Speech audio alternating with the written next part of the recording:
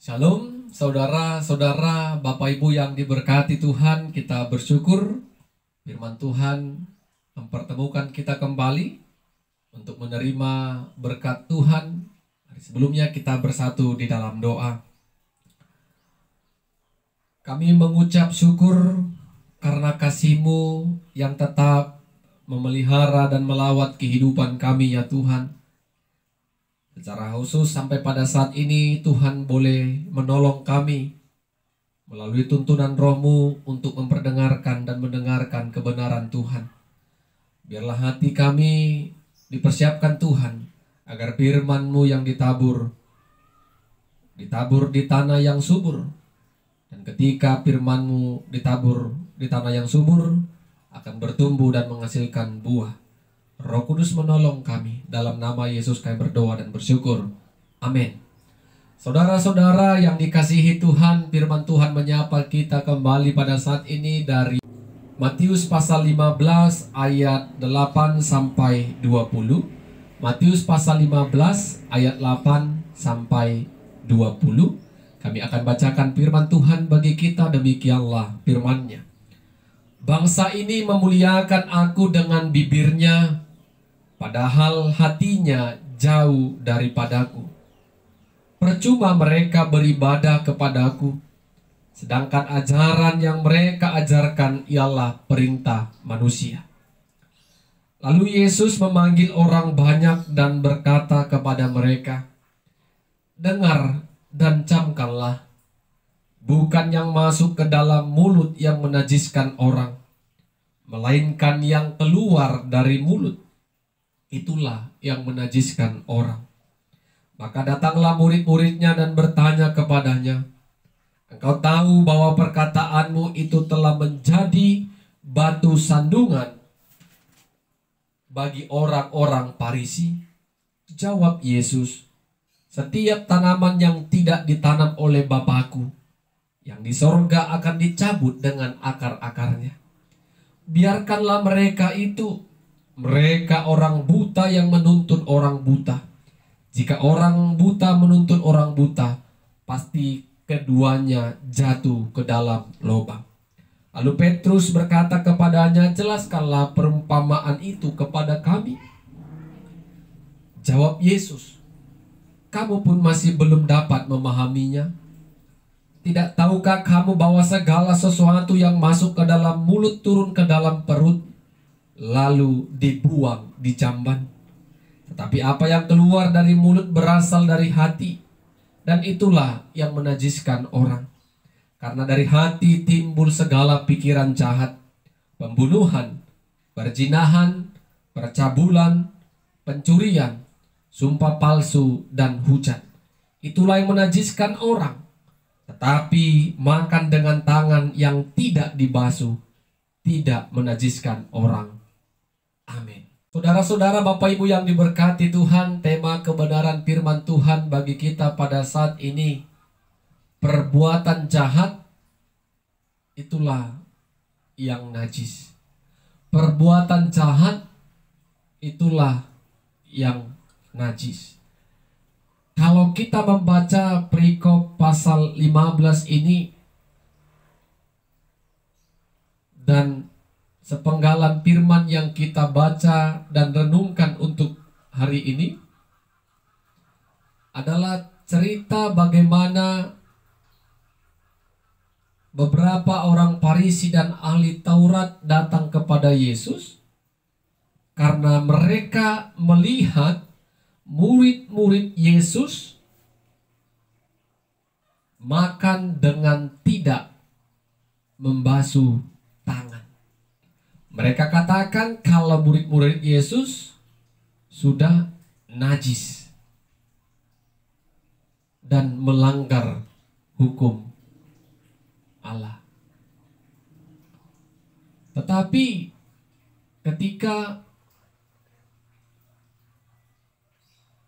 ketika Yesus mendengarkan komentar argumen dari orang Farisi dan ahli Taurat atas apa yang mereka lihat diperbuat oleh murid-muridnya, Yesus marah. Apa yang dikatakan Yesus yang ayat 8 kita baca tadi? Bibirnya memuliakan aku, tetapi hatinya jauh. Mereka beribadah kepada Tuhan, tapi yang diajarkan adalah ajaran manusia.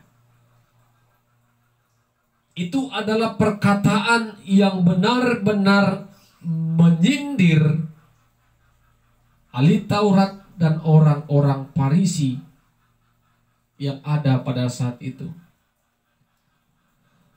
Mereka memuliakan Allah, tetapi hatinya tidak tertuju, tidak berada kepada Tuhan.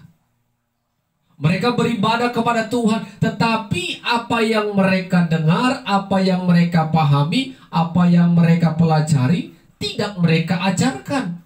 Yang diajarkan mereka adalah ajaran-ajaran manusia, yaitu tradisi, kebiasaan, atau yang kita sebut sebagai adat istiadat.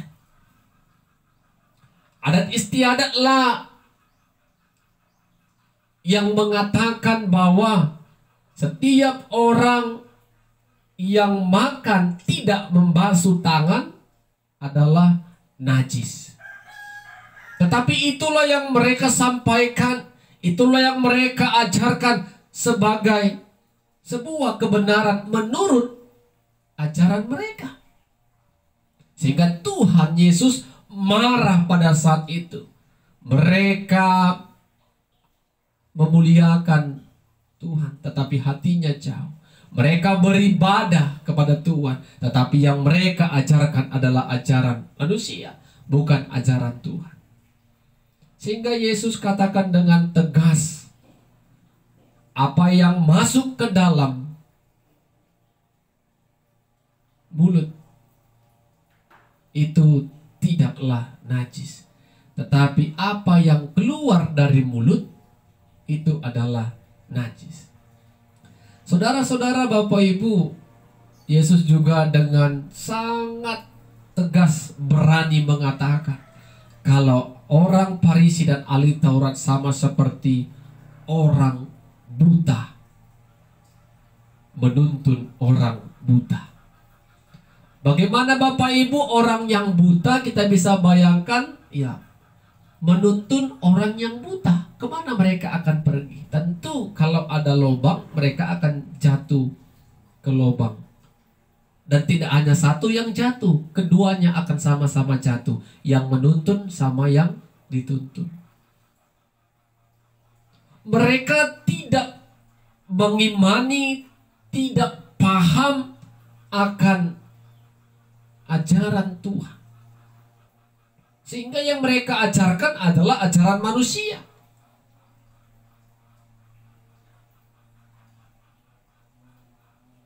Apa yang dibuat peraturan manusia itu yang diajarkan. Sehingga yang menerima ajaran itu juga ikut tersesat. Dan semakin tidak mengenal kebenaran firman Allah. Kenapa Yesus katakan Bapak Ibu, apa yang keluar dari mulut itu yang najis? Karena Yesus tegas katakan, yang keluar dari mulut itu adalah berasal dari hati. Dari hati timbul segala pikiran jahat. Segala, berarti semua pikiran jahat itu timbul berasal dari hati. Percabulan, perzinahan, pencurian, pembunuhan, sumpah palsu, dan hujat. Itu adalah sebuah praktek-praktek kejahatan yang akan berkembang ketika kita mengeluarkan dari mulut kita menjadi perbuatan-perbuatan jahat. Jadi bukan yang masuk ke dalam mulut yang najis, tetapi yang keluar dari mulut, yaitu adalah praktek perbuatan kejahatan, itu yang menajiskan orang. Jadi Bapak Ibu yang diberkati Tuhan,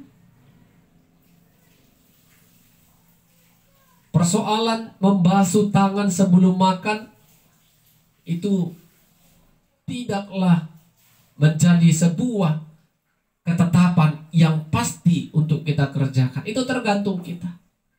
Ya kalau kita mau sehat, sebelum kita makan atau sesudah kita keluar beraktivitas, kita cuci tangan untuk memasukkan makanan ke dalam mulut kita atau ke tubuh kita, itu kita sehat. Tetapi persoalan najis atau tidak najis itu tidak ada. Itu hanyalah peraturan yang dibuat, ditetapkan oleh manusia. Tetapi yang najis, yang harus kita hindari, yang dikatakan Tuhan, adalah yang keluar dari mulut. Karena yang keluar dari mulut adalah berasal dari hati. Dari hati segala pikiran jahat dan macam yang lainnya, Bapak Ibu. Jadi mari saudara-saudara, ibu bapak yang diberkati Tuhan, jangan lagi kita hidup di dalam tradisi atau kebiasaan yang tidak sesuai dengan kebenaran Tuhan. Kita beribadah, kita memuliakan Tuhan, marilah yang kita dengar, yang kita muliakan, itulah yang kita sembah. Itulah yang menjadi Tuhan kita. Itulah yang menjadi Tuhan yang membimbing, yang memimpin kehidupan kita, tentu dengan pengajaran-pengajaran yang baik. Ada kalanya tradisi atau kebiasaan yang telah disepakati oleh manusia sesuai dengan perkembangan, itu semua ada beberapa hal yang tidak lagi berkenan di hadapan Tuhan. Karena kita sudah beriman kepada Tuhan, kita boleh amat-amati, kita bisa pilih-pilih mana tradisi yang berkenan di hadapan Tuhan, mana tradisi yang tidak berkenan di hadapan Tuhan, yang harus kita tinggalkan. Karena kita bukan melakukan sepenuhnya apa yang ditetapkan oleh manusia, tetapi apa yang menjadi ketetapan Tuhan dalam kebenaran Tuhan, itulah yang harus kita kerjakan. Kiranya Tuhan memberkati kita semua. Kita berdoa. Kami bersyukur firman-Mu mengingatkan kami kembali Tuhan, betapa pentingnya kami hidup di dalam kekudusan bersama dengan Tuhan. Ajari kami untuk dapat menjadi orang-orang yang menjauhi kenajisan, terlebih di dalam perkataan kami, dalam hati dan pikiran kami. Jauhkan pikiran-pikiran jahat dalam kehidupan kami, sehingga tidak berkembang menjadi perbuatan-perbuatan jahat yang bisa menyakiti hati sesama, melukai hati sesama, terlebih menyakiti hati Tuhan. Roh Kudus Tuhan menolong kami agar kami bisa hidup dalam kebenaran Tuhan. Dalam nama Yesus kami berdoa dan mengucap syukur. Amin. Shalom. Tuhan Yesus memberkati kita semua. Shalom, Bapak Ibu, saudara-saudara yang dikasihi Tuhan. Kita mau mendengarkan kebenaran firman Tuhan, disapa oleh Tuhan melalui kebenaran firman-Nya pada saat ini. Namun sebelumnya kita bersekutu di dalam doa. Terpuji, termulia Engkau ya Allah, yang kami kenal dalam Putra-Mu Kristus Yesus. Allah yang menolong, Allah yang memberkati, Allah yang melawat kehidupan kami. Kami bersyukur karena Tuhanlah yang memimpin dan menuntun kami untuk memperdengarkan dan mendengarkan kebenaran Tuhan ini.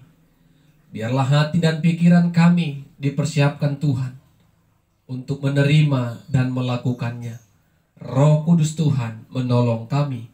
Dalam nama Yesus kami berdoa dan bersyukur. Amin. Saudara-saudara, ibu bapak yang diberkati Tuhan, firman Tuhan menyapa kita pada saat ini dari Mazmur pasal 23, ayat pertama sampai ayatnya yang ke-6. Mazmur pasal 23, ayat pertama sampai ayat yang ke-6. Kami akan bacakan kebenaran firman Tuhan bagi kita. Demikianlah firman-Nya. Tuhan gembalaku yang baik. Mazmur Daud. Tuhan adalah gembalaku, takkan kekurangan aku. Ia membaringkan aku di padang yang berumput hijau. Ia membimbing aku ke air yang tenang. Ia menyegarkan jiwaku. Ia menuntun aku di jalan yang benar oleh karena namanya. Sekalipun aku berjalan dalam lembah kekelaman, Aku tidak takut bahaya, sebab Engkau besertaku. Gadamu dan tongkatmu, itulah yang menghibur aku. Engkau menyediakan hidangan bagiku. Di hadapan lawanku, Engkau mengurapi kepalaku dengan minyak. Pialaku penuh melimpah. Kebajikan dan kemurahan belaka akan mengikuti aku seumur hidupku. Dan aku akan diam dalam rumah Tuhan sepanjang masa. Amin. Saudara-saudara yang diberkati Tuhan, tema kebenaran firman Tuhan bagi kita pada saat ini, tanpa Tuhan kita tersesat. Tanpa Tuhan kita tersesat. Saudara-saudara, kalau kita memperhatikan, mengamati kawanan domba, kambing atau lembu sapi, tanpa seorang pengembala, atau bisa kita sebut dengan pengangon, maka kawanan kambing atau domba atau lembu sapi akan dapat tercerai berai. Tidak lagi di dalam satu kawanan. Tidak ada lagi yang mengarahkannya, yang membimbingkannya menjadi satu kawanan. Itu yang pertama. Yang kedua, hewan ternak itu bisa di dalam mara bahaya. Contoh, ada binatang buas, ada jurang yang bisa mematikan hewan ternak tadi. Ada juga kalau tanpa pengembala, kawanan hewan ternak tadi tidak mendapatkan hidangan atau makanan yang baik sesuai dengan kebutuhan dan perkembangan hewan ternak tadi.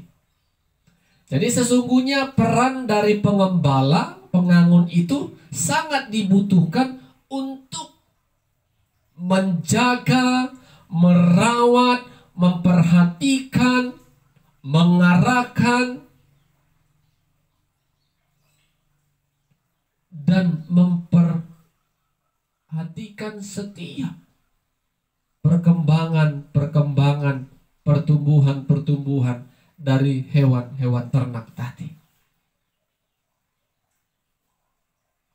Singkatnya Bapak Ibu, tanpa seorang pengembala yang menjaga kawanan hewan ternak tadi, pasti tidak akan baik keadaannya. Begitu juga dengan kehidupan manusia. Apakah manusia bisa mengatakan, kita sebagai orang-orang percaya, aku hebat, aku bisa berjalan tanpa ada orang-orang yang di sekitarku, tanpa orang yang mendukungku, tanpa orang yang memberikan perhatian, kekuatan kepadaku. Apalagi ada orang sombong yang mengatakan, aku hebat, aku bisa tanpa Tuhan. Bapak Ibu yang diberkati Tuhan, tema firman Tuhan mengingatkan kita, tanpa Tuhan kita tersesat. Kalau kita tidak menjadikan Tuhan sebagai gembala di dalam kehidupan kita, kehidupan yang tentunya tidak tahu akan apa yang terjadi di dalam kehidupan kita yang akan datang. Kita tidak akan tahu kemana dan apa yang harus kita kerjakan, dan jalan mana yang harus kita pilih. Kalau Tuhan juga tidak kita jadikan gembala kita, kita juga bisa hidup di dalam pergumulan, penderitaan, kesusahan. Yang tidak akan ada yang memberikan penghiburan bagi kita. Tidak ada manusia yang tidak pernah bergumul atau berduka cita. Tetapi dengan kita jadikan Tuhan sebagai gembala, Ia menghibur kita. Ia menuntun kita. Ia mengarahkan kita. Ia membaringkan kita di tempat yang baik. Dan Ia juga menyediakan makanan bagi kita. Bapak Ibu yang diberkati Tuhan, itu kalau kita hidup sebagai kawanan domba-domba Allah dan sebagai kawanan domba Allah, tetap melihat ada Tuhan yang menjadi gembala kita. Tanpa gembala kita bisa tercerai-berai. Tanpa gembala kita bisa hidup di dalam kekurangan.